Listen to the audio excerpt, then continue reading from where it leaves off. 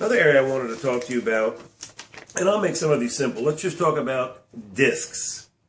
So, disc conditions is the next area I want to discuss with you. A disc should be placed into the specific disorder of the spine category.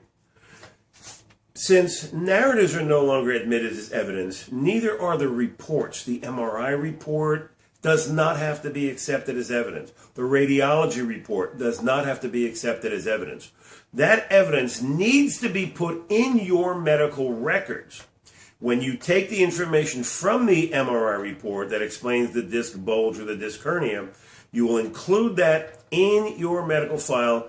Once it's in the medical file, it becomes what's known as a triggering factor, and the adjuster has to accept that as evidence. He does not have to accept the evidence if it's in an MRI report. He does not have to accept it if it's in a radiology report, but he has to accept it if it's in your medical file. Now, they don't have to accept the evidence if it's in a narrative report. So narratives are no longer admissible, and there's no need to produce one.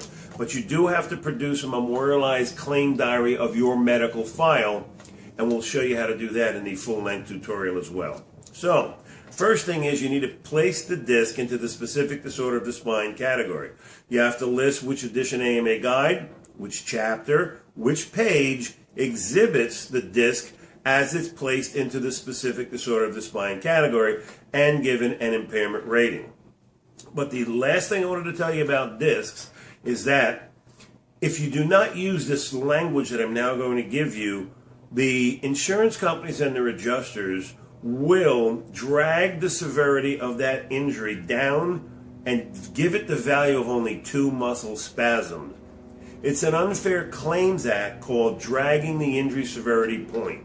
They will literally drag the disc condition down, give it the value of only 2 muscle spasms, unless you can state that the bulging or herniated disc puts pressure on the thecal sac or spinal cord.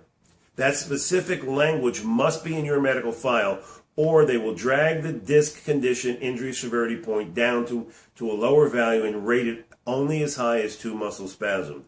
Now, there are about 5 different ways that you can prove that the disc puts pressure on the thecal sac or spinal cord if it's not listed in the MRI report. Sensory impairment, motor impairment, diminished deep tendon responses are some of the things. NCV, EMG are some of the ways you can show that the disc reveals evidence that it applies pressure to the thecal sac or the spinal cord. But this is one of the changes now that have occurred in personal injury today.